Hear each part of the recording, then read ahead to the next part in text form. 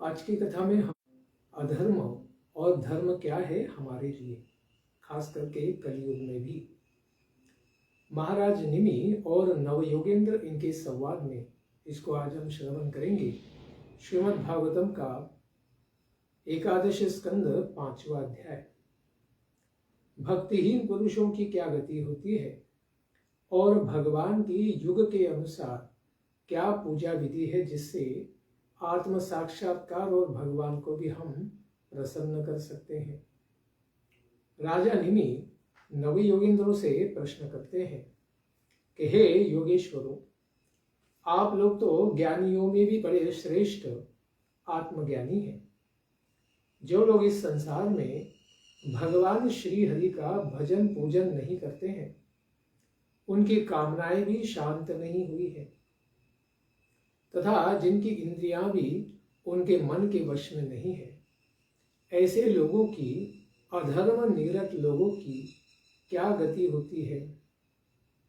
इस प्रकार अधार्मिक कृत्य करने के पश्चात उनको क्या प्राप्त होता है, इसका उत्तर देंगे नवयोगेंद्रों में चमस महर्षि। वे कहते हैं कि संसार में भगवान विराट रूप से विराजमान है। इसका पहले ही खास करके विस्तार से तीसरे स्कंद में हमने वर्णन श्रवण किया है। उसी विराट पुरुष के सत्व प्रधान ब्राह्मण यानी सिर के द्वारा ब्राह्मण उत्पन्न होते हैं। भुजाओं से स्वसत्व एवं रजोगुण से प्रधान क्षत्रियों इनकी उत्पत्ति होती है। विराट पुरुष के जंघाओं से रजस और तमस प्रधान वैश्य इनकी निर्मिति होती है और चरणों से तामसिक प्रधान शूद्रों की उत्पत्ति हुई है।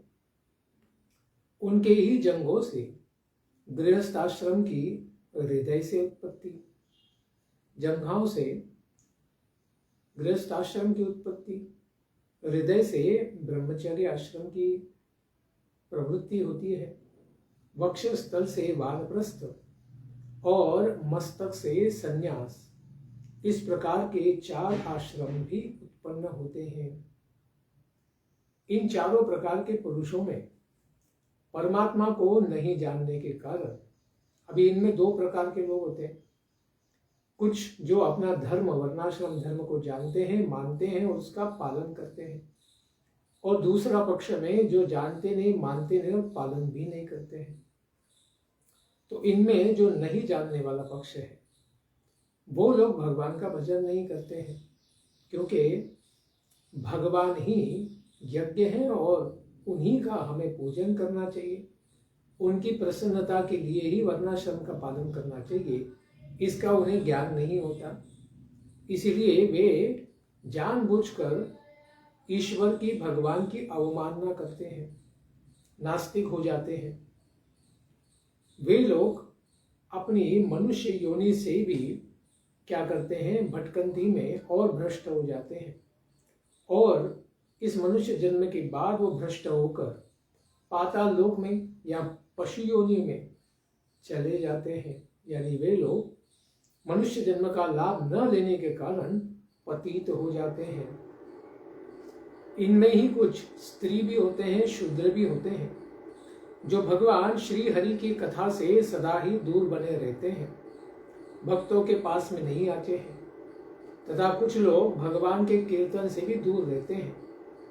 ऐसे लोग तो भगवान की कृपा के विषय हैं। साधु संत तो यही प्रयास करते हैं कि सब लोग भगवान की कथा और कीर्तन में भाग लें, लेकिन फिर भी कुछ लोग दूर रह जाते हैं। इस प्रकार उन लोगों को सौविध्य प्रदान करके हरि कथा और हरि कीर्तन में प्रवेश कराना ही भागवत भक्तों का एकमात्र कर्तव्य होता है। इस प्रकार जो द्वेष नहीं करते हैं, वे लोग तो भजन में लग भी जाते हैं। इस प्रकार वर्णाश्रम में ब्राह्मण, क्षत्रिय और वैश्य वेदाध्ययन करते भी थे और यज्ञोपवीत संस्कार भी धारण करते थे। लेकिन कलयुग में ये सब आसुरिक वर्णाश्रम आने से ये सब भ्रष्ट हो गया है, जिसको अभी कल की भगवान पुनः स्थापित करेंगे। इस प्रकार द्विजातीय इनके द्वारा भी भगवान के चरणों के सन्निकट पहुंचने का अवसर तो उन्हें दिया जाता है, फिर भी वेदों का वास्तविक तात्पर्य न समझने के कारण वे लोग भी भ्रमवश मोहवश अर्थवाद में लगकर फिर मोहित हो जाते हैं। जैसे गीता में भी कहा गया है, यामिमां पुष्पितां वाचम प्रवदन्ति अविपश्चितः वेदवादरतः पार्थ नान्यदस्ति इति वादिनः। ऐसे भ्रमित लोग, अज्ञानी जन अर्थ रूप ही वाद करते हैं कि वेदों का तो ये अर्थ है, वो नहीं है।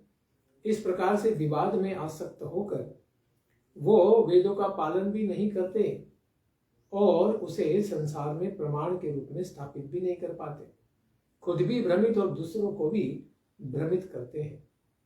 इस प्रकार उन लोगों को कर्म का रहस्य ज्ञात नहीं होता है। मूर्ख होने पर भी वे अपने आप को पंडित मानिना, बड़े पंडित समझते हैं और अभिमान में अकड़े रहते हैं। वे मीठी बातों में भूल जाते हैं और केवल वस्तु शून्य शब्द माधुरी इसके मोह जाल में पड़कर चटकीली बातें करते हैं कि ये करने से स्वर्ग प्राप्त हो जाएगा, वो करने से ये प्राप्त हो जाएगा, लेकिन कभी भी वे न चातुर्मास्य का पालन करते हैं न वेद मर्यादाओं का पालन करते हैं। इस प्रकार वे केवल भौतिक रूप से ही धर्म को पालन करने का ढोंग रचाते हैं और कलयुग में ये ज्यादा ही देखने को मिलता है। इस प्रकार रजोगुण की अधिकता के कारण इन लोगों के संकल्प बड़े घोर हो जाते हैं और वे कामुक प्रवृत्ति वाले हो जाते हैं। वे सर्पों के समान भयंकर क्रोधी होते हैं, दंभ और मान से भर जाते हैं और ऐसे लोग महापापी हो जाते हैं, जरासंध के जैसे। और भगवत भक्तों का भी उपहास किया करते हैं कि देखो इन लोगों को कुछ समझ में नहीं आता है, सदा ये कथा कीर्तन ही करते रहते हैं, ये तो मार्ग ही नहीं भगवान को प्राप्त करने का। इस प्रकार से दूसरों को भी भ्रमित करते हैं। ऐसे मूर्ख लोग अतिथि आदि की भी उपासना नहीं करते हैं, बल्कि स्त्रियों की उपासना करते हैं और वे अन्न और दक्षिणा दिए बिना ही यज्ञ किया करते हैं। ऐसे आधे अधूरे यज्ञ किसी भी प्रकार का कल्याण नहीं कर सकते हैं और केवल वे लोग अपना पेट भरने के लिए ही पशुओं का वध करते हैं। इसलिए खास करके कलयुग में इस प्रकार खाटे खाने, नॉनवेज के दुकान बहुत ज्यादा बढ़ गए। इसी के कारण कली अभी इस ग्रासित मनुष्य को क्या कर रहा है और दुख प्रदान करा रहा है। ऐसे मूर्ख लोगों के बारे में चमस ऋषि बताते हैं कि वे धन, वैभव, कुलीनता, विद्या, दान, सौंदर्य, बल और कर्म आदि के घमंड से बड़े ही अंधे हो जाते हैं और दृष्ट ईश्वर और भगवत भक्तों का भी अपमान करते हैं। उनको बस सत्ता और नियंत्रण चाहिए, भगवान की भक्ति में उनका कोई भी उत्साह नहीं होता है। इसीलिए चमस ऋषि कहते हैं, राजन, वेदों में तो यह बार बार कहा गया है कि ईश्वर आकाश के समान हर एक वस्तु में व्याप्त है। परमात्मा तो हर अणु रेणु कणों में, सब कणों में विराजमान है। वे समस्त शरीरधारियों के भी हृदय में है। इस प्रकार वे ही हमारे हृदय में परमात्मा रूप से है। वे ही आत्मा, वे ही प्रियतम है। किंतु वे मूर्ख लोग इन वेद की वाणियों को कभी सुनते नहीं, केवल बड़े बड़े मनोरथों की बातें आपस में करते हैं। चांद बन जाएंगे, मंगल पर जाएंगे, उनको कहना चाहिए कि आप शनि पर जाइए, वहां शनि महाराज आपकी प्रतीक्षा कर रहे हैं धुलाई करने के लिए। इस प्रकार के लोक में देखा जाता है कि लोगों के मैथुन, मद्य और मांस की ओर ही स्वभावता प्रवृत्ति लगी है। उसी में वे लोग दिन रात फंसे हुए हैं, जो केवल पापाचार अधर्म है। अतएव इस विषय में वेद विधान नहीं कर सकता है। वेद तो बता चुके हैं मर्यादा क्या है। इस प्रकार कि व्यक्ति को केवल पुत्र प्राप्ति करने के लिए स्त्री का सहवास करना चाहिए, अन्यथा नहीं करना चाहिए। इसलिए मैथुन प्रजा उत्पत्ति के लिए है, मनोरंजन के लिए नहीं है। मद्य को भी कभी भी प्राशन नहीं करना चाहिए। जैसे पूर्व काल में भी कभी यज्ञ होते थे, जैसे सोमरस आदि के यज्ञ, तो उसमें सोमरस पीते नहीं थे, केवल उसको सूंघा करते थे लोग। और मांस तो पूरी तरह कलयुग में वर्जित है, क्योंकि अभी न यज्ञ है न पवित्रता है। इस प्रकार से वेद तो सब कह चुके हैं, लेकिन ये पापी लोग इसका पालन नहीं करते हैं। इसीलिए केवल विवाह यज्ञ के बाद ही पत्नी को प्राप्त करके केवल पुत्र उत्पत्ति के लिए ही व्यक्ति ने संग करना चाहिए, अन्यथा वर्ण संकर यानी तामसिक, राजसिक और चांडाल लोगों की ही उत्पत्ति होती है, जो अभी कलयुग में खास करके देखने को मिल रहा है। इसका अर्थ है कि लोगों की उच्छृंखल प्रवृत्ति का नियंत्रण करने के लिए ही इस प्रकार श्रुतियों ने, वेदों ने दिव्य ज्ञान दिया है, लेकिन उसका पालन करना अत्यंत आवश्यक है। वैसे तो 4 पुरुषार्थ है, धर्म, अर्थ, काम और मोक्ष। कलयुग में धर्म और मोक्ष सबने त्याग दिया है। केवल अधर्म के द्वारा धन की प्राप्ति और उस धन के द्वारा काम की प्राप्ति के लिए प्रयास चल रहा है, यही अधर्म है। लेकिन शास्त्र कहते हैं कि धन का एकमात्र फल धर्म है। धन किस लिए चाहिए? धर्म करने के लिए। और धन कैसे प्राप्त करे? धर्म के पालन के द्वारा ही धन प्राप्त करे। लेकिन आजकल लोग धन के लिए जो स्वयं ही झूठा है, केवल पेपर छाप रहे हैं, इस प्रकार से अधर्म करके उस पेपर के द्वारा और पाप यानी काम में लिप्त होकर पाप कर रहे हैं। इसीलिए सबका सर्वनाश हो रहा है। लेकिन धन का एकमात्र फल धर्म है, क्योंकि धर्म से ही परतत्व का ज्ञान, भगवान के लिए उपासना के लिए सामग्री जुटाना, यज्ञ करना, भगवान को प्रसन्न करना संभव होता है और उसकी निष्ठा होती है। धर्म में निष्ठा स्थापित हो जाती है और उस निष्ठा से ही परम शांति प्राप्त हो सकती है। किंतु संसारी लोग उस धन का उपयोग गृहस्थी के केवल स्वार्थ कार्यों में और काम का उपभोग करने में लगाते हैं। यह बड़े ही खेद का विषय है। वे लोग ये नहीं सोचते कि हमारा यह भौतिक शरीर, इसका तो मृत्यु निश्चित है, क्योंकि शरीर तो हमेशा ही मृत होता है। केवल आत्मा उसके अंदर होने से वो चलायमान होता है। इस प्रकार शरीर तो मृत्यु का ही शिकार है और मृत्यु किसी भी प्रकार नहीं टाली जा सकती है। आज नहीं तो कल तो शरीर को त्यागना ही है।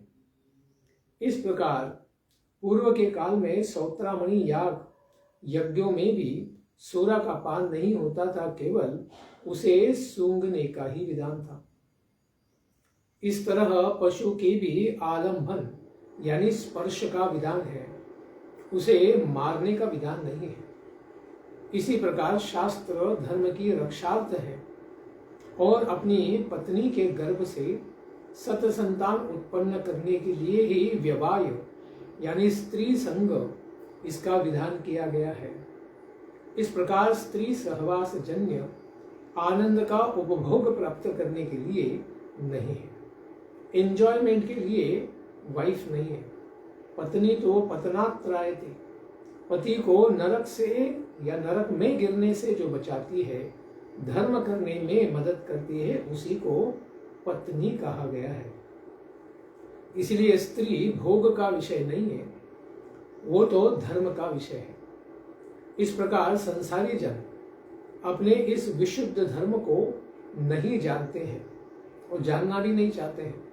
इसलिए पशुवत आचरण करके नरकों में जाकर फंस जाते हैं। इसलिए जो लोग इस विशुद्ध धर्म को नहीं जानते हैं, वे घमंडी और दुष्ट बन जाते हैं।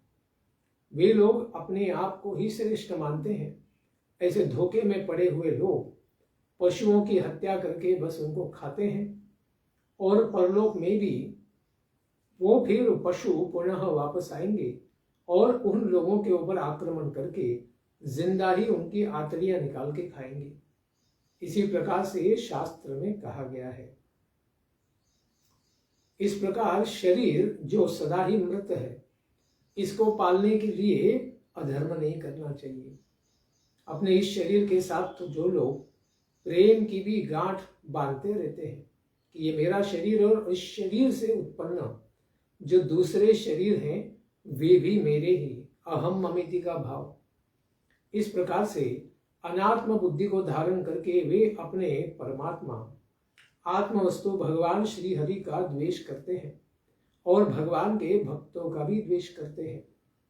ईश्वरम हरिम विशंतः पतंती, इसलिए भगवान और वेदों का विरोध करने के कारण इनका पतन हो जाता है निम्न योनियों में। इस प्रकार जो लोग आत्मज्ञान प्राप्त करके भी कैवल्य को नहीं प्राप्त किए हैं, ऐसे लोग अधकचरे गड्ढे में पड़ जाते हैं। वे न इधर के न उधर के, न मनुष्य बन पाते हैं न प्राणी योनि, उन्हें तो नरक में ही जाना पड़ता है। ऐसे लोग धर्म अर्थ एवं काम के ही संपादन में लगे रहते हैं और कलयुग में तो धर्म भी नहीं, केवल अर्थ, वो भी अनर्थ, और काम भी केवल पापाचरण में ही लग जाते हैं। उन्हें एक क्षण भर के लिए भी हम देख सकते हैं शांति प्राप्त नहीं होती है, क्योंकि वे लोग तो आत्मा हाँ है, स्वयं के आत्मा का ही घात करने वाले हैं। इसलिए अज्ञान को ही ज्ञान मानने वाले ये आत्मघाती लोग सदा ही उद्विग्न और अशांत बने रहते हैं। और काल भगवान का जो विशेष रूप है, इन लोगों के मनोरथों के ऊपर पानी फेर देते हैं।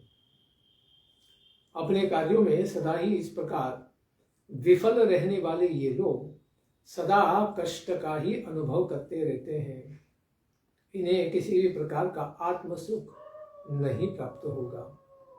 अंतर्यामी भगवान श्री कृष्ण इनसे सदा ही विमुख रहने वाले, उनका द्वेष करने वाले, बहुत ही ज्यादा परिश्रम करते हैं गधे की तरह दिन रात, और इस प्रकार इकट्ठी किए गए धन संपत्ति के द्वारा गृह पुत्र सगे संबंधी और इस प्रकार से डिंगे हाँकते रहते हैं कि मैंने कितना बड़ा काम कर दिया, अभी मैं इस प्रकार से भोग करूंगा, अभी मैं ये करूंगा, अभी मैं वो करूंगा।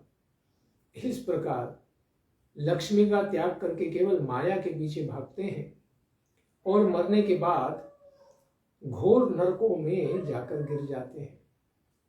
अंधम तमः प्रविशन्ति, यहाँ पर कहते हैं अनिच्छन्तः तमो विशन्ति।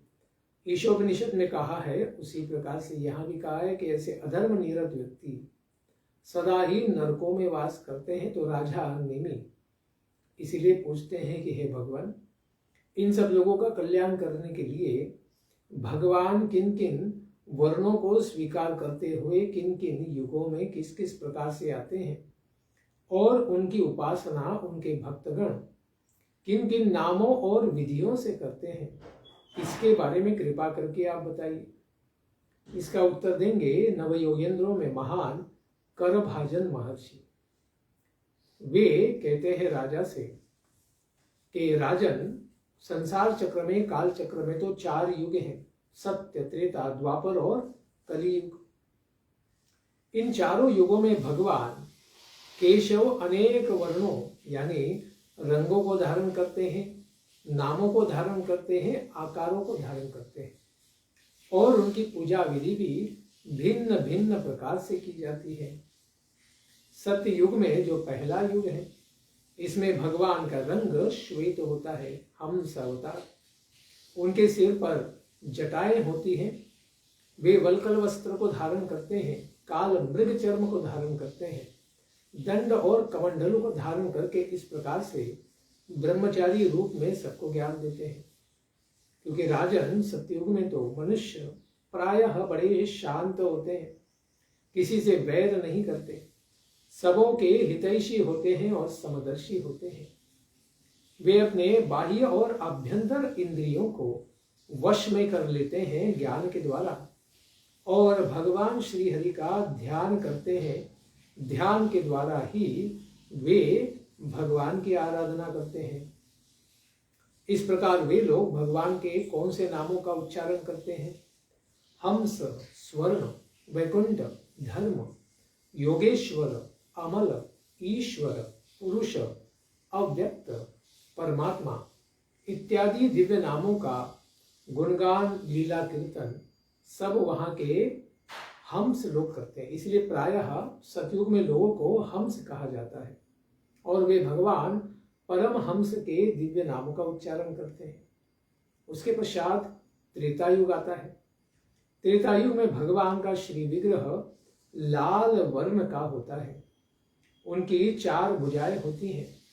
वे कमर के ऊपर 3 मेखलाओं को धारण करते हैं और उनके केश स्वर्ण के समान अत्यंत सुनहले होते हैं। वेद प्रतिपादित यज्ञ विधि को वे इस प्रकार से रूप धारण करके श्रुक और श्रुव धारण करते हैं। यानी त्रेता युग में भगवत प्राप्ति का मार्ग है यज्ञ करना। यज्ञ में दिव्य आहुतियों के द्वारा भगवान को प्रसन्न करना।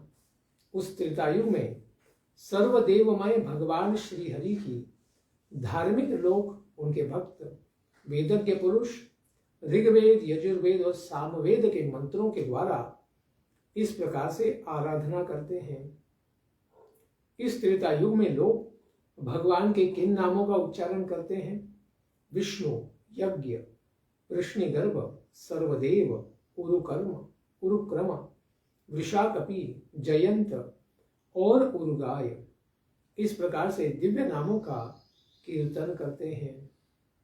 सुतपा और प्रश्नि के गर्भ से उत्पन्न, इसीलिए प्रश्नि गर्भ इनका नाम हुआ। इनका विशेष उच्चारण वे लोग करते हैं।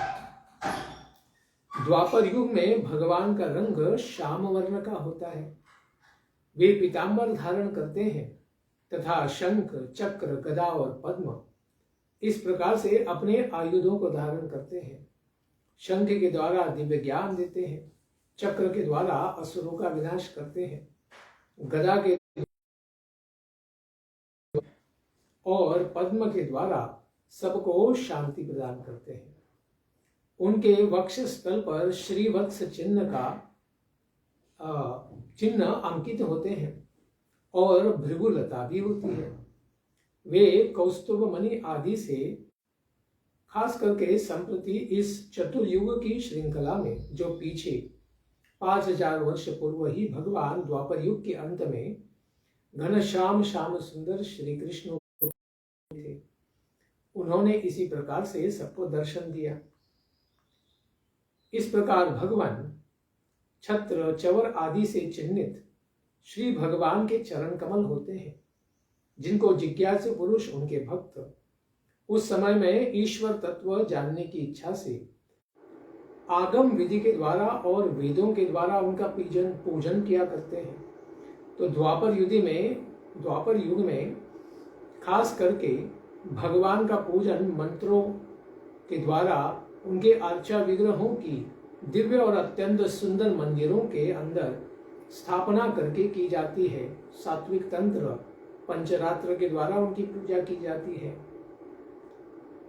द्वापरे परिचर्यायाम इस प्रकार से भगवान के मंदिरों में सुंदर पूजा की जाती है। ऐसे भगवान वासुदेव को चमस ऋषि कहते हैं। करभाजन जी कहते हैं कि ऐसे भगवान संकर्षण को नमस्कार है, प्रद्युम्न अनिरुद्ध को नमस्कार है और ज्ञान स्वरूप भगवान को सादर नमस्कार है, वासुदेव को नमस्कार है। इस प्रकार द्वापर युग में भगवान की स्तुति सब लोग करते हैं अनेक नामों से। प्रद्युम्न, अनिरुद्ध, संकर्षण, नर नारायण ऋषि, महात्मा नर, विश्वेश्वर, विश्वरूप, सर्वभूतात्मा भगवान, इन विविध नामों से भगवान की आराधना होती है। इस प्रकार वे कहते हैं, हे पृथ्वीपते, द्वापर में जगतपति, जगत स्वामी जगन्नाथ भगवान इस तरह से अनेक विधानों से स्तुति को प्राप्त करते हैं। और अभी संप्रति कलयुग में श्री भगवान की अनेक तांत्रिक विधियों से भी पूजा की जाती है, लेकिन खास करके विशेष यज्ञ के द्वारा। इसलिए बड़ा प्रसिद्ध श्लोक के द्वारा कहते हैं, कृष्ण वर्णम त्विषा कृष्णम सांगोपांगास्त्र पार्षदम यज्ञैः संकीर्तन प्रायैर् यजन्ति ही सुमेधसः। कलयुग में भगवान तो उनका वर्ण यानी दिव्य नाम जो है वो कृष्ण का नाम लेते रहते हैं, कृष्ण वर्णम, और त्विषा अकृष्णम, लेकिन उनके शरीर की कांति अकृष्ण होती है, यानी गौर रंग की होती है। जैसे नीलमणि से उजली कांति से निकलती है, उसी तरह वे सुंदर कांति गौर कांति से चमकते हैं। और उनके हृदय में कौस्तुभ आदि मणि होते हैं, सुदर्शन आदि अस्त्र, नंद सुनंद आदि पार्षद, यही उनके भक्तगण के रूप में प्रकट होते हैं। और उनके अस्त्र शस्त्र तो उनके पार्षद ही हैं। जैसे भगवान चैतन्य महाप्रभु ही कलयुग में कृष्ण अवतार है, और उनके सांगोपांगास्त्र यानी बलराम जी के अवतार नित्यानंद प्रभु, महाविष्णु के अवतार अद्वैत आचार्य, राधा रानी के अवतार गदाधर पंडित, और नारद मुनि जी के अवतार श्रीवास पंडित आदि ये उत्पन्न हो जाते हैं। ऐसे भगवान की उपासना कलयुग में उनके भक्त कैसे करते हैं?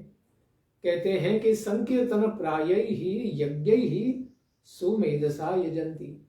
बहुत ही ज्ञानी लोग, भगवान के भक्त, संकीर्तन यज्ञ, उनके नाम उच्चारण के द्वारा हरे कृष्ण कृष्ण कृष्ण हरे हरे, हरे राम राम राम हरे हरे, इन भगवान के दिव्य नामों से उनका उच्चारण करते हुए, कीर्तन करते हुए आनंद मग्न हो जाते हैं। इस प्रकार हे प्रभु, शरणागत जीवों की सदा ही आप रक्षा करने वाले हैं। आपके ध्यान करने योग्य सांसारिक माया मोह के कारण होने वाले सब प्रकार के पराजयों का आप अंत कर देने वाले हैं। अपने भक्त चरणागत शरणागत जो भक्त हैं, उनके समस्त अभिष्ट वस्तुओं को प्रदान करने वाले हैं। आप कामधेनु स्वरूप हैं, तीर्थों को भी तीर्थ बना देने वाले हैं। शिव जी हो, ब्रह्मा जी हो आदि सभी देवता जिनकी स्तुति किया करते हैं, और भक्तों के समस्त कष्टों को दूर करने वाले आप, संसार रूपी सागर को भी आप पार करा देने वाले आपके चरण कमल नौका के समान ही है। ऐसे आपके चरण कमलों की हम वंदना करते हैं। ध्येयम सदा, सदा ही आपके चरणों का हम ध्यान करते हैं। बड़े ही विशेष श्लोक के साथ भगवान का स्मरण यहाँ मुनिवर करते हैं। त्यक्त्वा सुदुस्त्यज सुरेप्सित राज्य लक्ष्मीं धर्मिष्ठ आर्यवचसा यदगादरण्यं माया मृगं दयित इप्सितमन्वधावत् वंदे महापुरुष ते चरणारविंदम। यह श्लोक भगवान श्री रामचंद्र, भगवान श्री कृष्ण और चैतन्य महाप्रभु, गौरांग महाप्रभु तीनों को भी एक ही समान दिव्य अर्थ देने वाला है। यहाँ पर भगवान श्री राम के बारे में देखते हैं कि हे धार्मिक, इनमें अग्रगण्य महापुरुष भगवान अपने पिता की आज्ञा मानकर, दशरथ जी की बात को मानकर, उन्होंने जो कैकेयी को वचन दिया था उसे मानकर, अपने देवताओं के भी अभिप्सित से सुंदर साकेत धाम अयोध्या के सुंदर राज्य को, तथा जिसको त्यागना बड़ा ही कठिन था, ऐसी राज्य लक्ष्मी को उन्होंने त्याग दिया और अपनी लक्ष्मी सीता के साथ वे वन में चले गए। त्यक्त्वा यद अरण्यम अगाथ। इस प्रकार अपनी प्रियतमा श्री जानकी जी के अभिप्रेत माया मृग के पीछे वे दौड़े। ऐसे चरण कमलों को हम वंदना करते हैं। धन्य है आपकी धर्मनिष्ठा, जिसके द्वारा आपने रावण का वध किया, सीता का उद्धार किया, अयोध्या का और भक्तों का पालन किया। इस प्रकार धन्य है आपकी प्रियतमा श्री सीता मैया, जो आपकी अत्यंत प्रीति वल्लभा है और उनके लिए भी आप बड़े प्रेम का विषय है। इसके पश्चात भगवान कृष्ण को भी यह लागू करता है। कि भगवान अपनी पिता की आज्ञा यानी वसुदेव जी की आज्ञा लेकर वे मथुरा से जन्म के पश्चात वृंदावन में प्रवेश करते हैं और माया मृग यानी जो इस संसार में भ्रमित जीव है उनका कल्याण करने के लिए उनके पीछे दौड़ते हैं। ऐसे भगवान की वे वंदना करते हैं और राधा रानी यही चाहती हैं कि भगवान सभी भक्तों को उनके चरणों तक लाए, इसलिए उनकी वंदना है। ऐसे राधा रानी को भी प्रणाम है। अभी श्री चैतन्य महाप्रभु के लिए इसका अर्थ है कि भगवान श्री गौरांग महाप्रभु देवताओं को भी अभिप्सित ऐसे सुंदर उनके दिव्य गृहस्थ धर्म का वे त्याग करते हैं और वे अरण्य यानी झारखंड आदि सब वनों में जाकर भगवान श्री हरि नाम का कीर्तन किया करते हैं और माया मृग यानी माया से भ्रमित सारे जो जीव हैं उन सब का उद्धार करने के लिए वे उनके पीछे भागते हैं। ऐसे श्री गौरांग महाप्रभु के चरणों की वे वंदना करते हैं और इस प्रकार से वे जगन्नाथपुरी धाम में रहकर भगवान को अत्यंत प्रिय भजन करते हैं। इस प्रकार भगवान श्री चैतन्य महाप्रभु को बारंबार प्रणाम है। इस तरह से ऋषिवर कहते हैं कि भिन्न भिन्न युगों में भिन्न भिन्न नामों को और रूपों को भगवान तत्त युगों के रहने वाले जो जीव जंतु हैं उनका कल्याण के लिए भगवान श्री हरि प्रकट होते हैं। उन रूपों में उनके भक्त उनकी पूजा करते हैं क्योंकि वे सबका कल्याण करने के लिए ही आते हैं। ऐसे श्री भगवान को बारंबार प्रणाम है। इसीलिए सार भागिना जो धर्म का सार जानने वाले कलयुग के बहुत ही सुमेधसा जीव हैं, वे भी कलयुग इतना पापी काल होने पर भी उसके गुणों को जानने वाले हैं। इसीलिए श्रेष्ठ कली काल की भी वे बड़ी प्रशंसा करते हैं क्योंकि इस कलयुग में संकीर्तन यज्ञ के द्वारा भगवान जो अजीत है कभी जीते नहीं जाते, लेकिन उनके नाम संकीर्तन के द्वारा भक्त उनको जीत जाते हैं, उनको प्राप्त कर लेते हैं। इसीलिए कलयुग में तो भगवान के नामों के कीर्तन करने से सारे मोक्ष आदि क्या भगवान के भगवत धाम की भी प्राप्ति हो जाती है। इसीलिए चारों युगों में दिव्य लोग तो कलयुग को ही श्रेष्ठ मानते हैं। भले ही इसमें कलेर दोष निधि राजन, ये तो कलयुग क्या है, दोषों का सागर है, लेकिन अस्ति एक महान गुण, इसमें एक महान गुण है। कीर्तनादेव कृष्ण से मुक्त संग परम व्रजेत, कीर्तन के द्वारा हरि नाम के द्वारा मुक्त संग प्राप्त हो सकता है। इसीलिए मारने योग्य होने पर भी कलयुग के शुरुआत में परीक्षित महाराज ने कलयुग का वध नहीं किया, उसे जीने दिया। लेकिन सांप्रति अभी भगवान के कल की अवतार आके कलयुग की पिटाई करेंगे और भक्तों का उद्धार करके सत्य कलयुग की स्थापना करेंगे, जो भले ही कलिकाल होगा लेकिन उसमें सतयुग के जैसा वातावरण वे स्थापित करेंगे। इस प्रकार भगवान कल की भगवान को नमस्कार है। इस संसार सागर में भटकने वाले शरीरधारी सब जीव, इनके लिए इसीलिए इससे बढ़कर परमो लाभ न, इससे बढ़कर परम लाभ कोई नहीं है कि वे अर्थात भगवान के दिव्य नाम गुण रूप लीला का कीर्तन बढ़ चढ़ कर करें, दूसरे किसी भी कार्य में नहीं लगे। इससे परम शांति प्राप्त हो जाती है और संसार चक्र भी विनष्ट हो जाता है। सतयुग आदि की प्रजाएं चाहती भी हैं कि हमारा भी कलयुग में जन्म हो और जल्द ही हम कलयुग में भगवान का दर्शन कर लें। इसीलिए कलयुग में भगवान के परम नारायण परायण भक्त उत्पन्न होते रहते हैं। खास करके कलयुग में भगवान के भक्त तो विशेष करके जन्म लेंगे क्योंकि वे सर्वत्र जाकर भगवान के नामों का प्रचार करेंगे। इस प्रकार द्राविड़ देश में महाराष्ट्र, कर्नाटक आदि सब देशों में कलयुग में बहुत ही अधिक भक्त होंगे। महाराष्ट्र में तो 1000 से अधिक भक्त आचार्य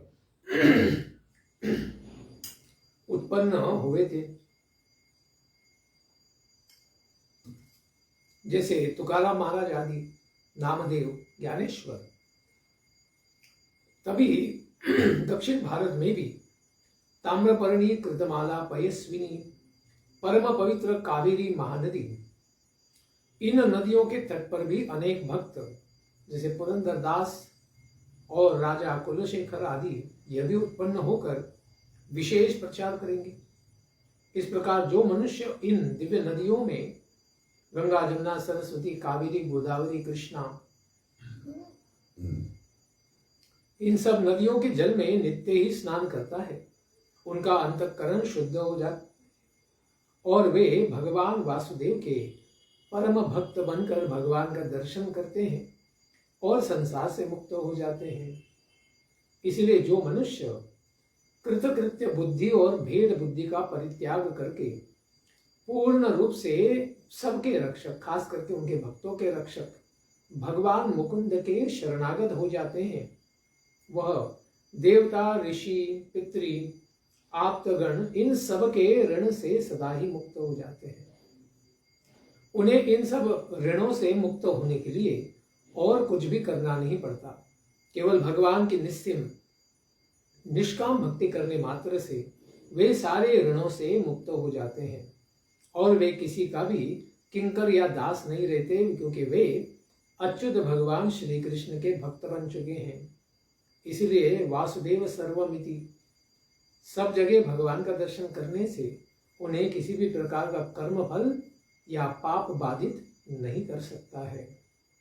इसलिए जिसने दूसरी सारी भावनाओं को त्याग कर दिया है, अनन्य भाव से भगवान श्री हरि के चरणों के भजन को प्राप्त कर लिया है, पहली बात यह कि उसे कोई पाप स्पर्श नहीं कर पाता है, और यदि किस तरह से उससे कोई गलती से पाप हो भी गया तो भी हृदय में बैठे हुए भगवान उस पाप को और उसके फल को विनष्ट कर देते हैं। इस प्रकार से वसुदेव जी को यह दिव्य उपाख्यान बताने वाले नारद मुनि जी कहते हैं, अथ भागवतान धर्मान श्रुत्वा, इसके पश्चात भागवत धर्म को सुनकर महाराज निमि को बहुत बड़ी प्रसन्नता हुई, जो मिथिला नरेश है, और उन्होंने जयंती माता के पुत्र नवो योगेंद्रों को अपने ऋत्विज ब्राह्मण आचार्यों के सहित उनका पूजन किया, उनको प्रसन्न किया, और इसके पश्चात नव योगेंद्र भी बड़ा प्रसन्न होकर सबको आशीर्वाद देकर उनके सामने से अंतर्धान हो गए, अंतरिक्ष में चले गए। राजा भी निमि महाराज भागवत धर्म का अनुशीलन करने लगे, पालन करने लगे, और उन्होंने भी मुक्तिपद भगवान के दिव्य धाम वैकुंठ को प्राप्त कर लिया। इसी प्रकार हे महाभाग्यवान वसुदेव जी, आप भी बड़े भाग्यवान हैं। क्यों? भागवत धर्म का श्रद्धा पूर्वक आपने भी पालन किया है जन्म जन्मों में, इसलिए परम निसंग अर्थात आप भी पवित्र हो गए हैं। निश्चित रूप से आप दोनों भी वसुदेव और देवकी पति पत्नी इस दिव्य यश को प्राप्त करके सारे संसार को आपने प्रकाशित किया, क्योंकि साक्षात श्री हरि भगवान श्री कृष्ण आपके उदर से ही प्रकट हुए। इसीलिए यही कारण है कि आपकी दिव्यता के कारण भगवान स्वयं आपके पुत्र बन गए। इस प्रकार भगवान श्री कृष्ण के प्रति पुत्र का प्रेम करते हुए आप लोग भगवान का दर्शन, आलिंगन तथा बातचीत करते हुए एवं उन्हीं के साथ सोते और बैठने के कारण अत्यंत पवित्र आत्मा बन चुके हैं। आप में कोई भी पाप शेष नहीं है, आप सर्वश्रेष्ठ निर्मल आत्माएं हैं। इसलिए वसुदेव जी, शिशुपाल, पौंड्रक और शाल्व आदि राजाओं ने तो वैर भाव से भगवान श्री कृष्ण से चाल ढाल, लीला विलास, चितवन आदि ध्यान किया, लेकिन उनसे युद्ध करने के बाद भी भगवान ने उनको मोक्ष करा दिया। तो आपने तो भगवान का कितना प्रेम भाजन किया है।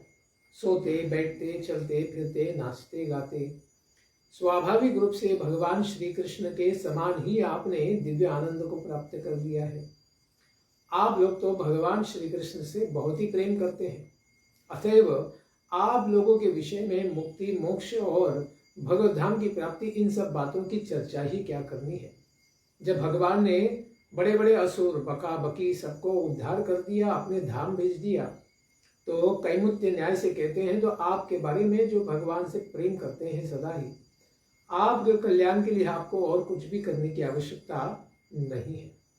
इसीलिए वसुदेव जी जो भगवान अपनी दिव्य माया के साथ, योग माया के साथ, राधा रानी और रुक्मिणी के साथ जो इस संसार में लीला करने के लिए ही प्रकट हुए हैं और अपने ऐश्वर्य को सदा ही छुपाते रहते हैं, वे निर्विकार परब्रह्म परमात्मा भगवान श्री हरि श्री कृष्ण ही हैं। इस प्रकार वे संपूर्ण जगत की आत्मा है, सबके नियामक नियंत्रक हैं। वे ही वर्णाश्रम के अधिपति हैं, उन्हीं से इसकी प्रकटीकरण है और सबको इन्हीं के द्वारा उनका ही पूजन करना चाहिए। उनको आप केवल अपना पुत्र ही न समझिए, क्योंकि वे भगवान भी हैं, क्योंकि वे पृथ्वी के भारभूत बने ऐसे असुर राजाओं का विनाश करने के लिए और अपने सुंदर सत्पुरुष भक्त जैसे देवकी और वसुदेव इनकी रक्षा करने के लिए ही, भक्तों को परम शांति और मुक्ति प्रदान करने के लिए ही अवतरित हुए हैं। इसी के लिए जगत में उनकी कीर्ति भी सदा सर्वदा गाई जाती है, सत्य हो, त्रेता हो, द्वापर हो या कलियुग हो।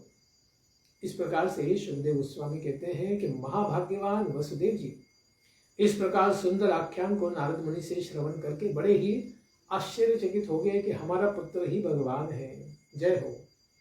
महाभाग्यवती देवकी जी भी, माता भी यह श्रवण करती है। उनके भी हृदय में कोई भी संसार के प्रति मोह पहले से ही नहीं था, लेकिन फिर भी जो कुछ भी मोह था वो परित्याग हो गया।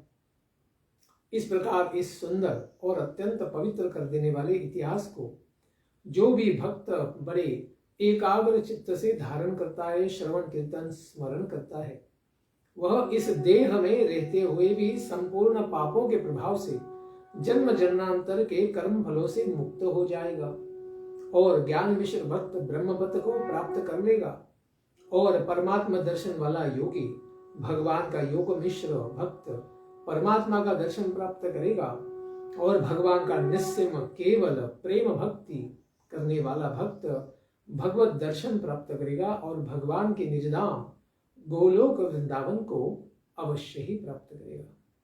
ऐसे श्री भगवान को और उनके भक्तों को बारंबार प्रणाम है। ग्रंथराज श्रीमद् भागवतम की जय। निताय गौर प्रेमानंदे हरि हरि बोल। जय जय श्री राधे श्याम। जय जय श्री वृंदावन धाम।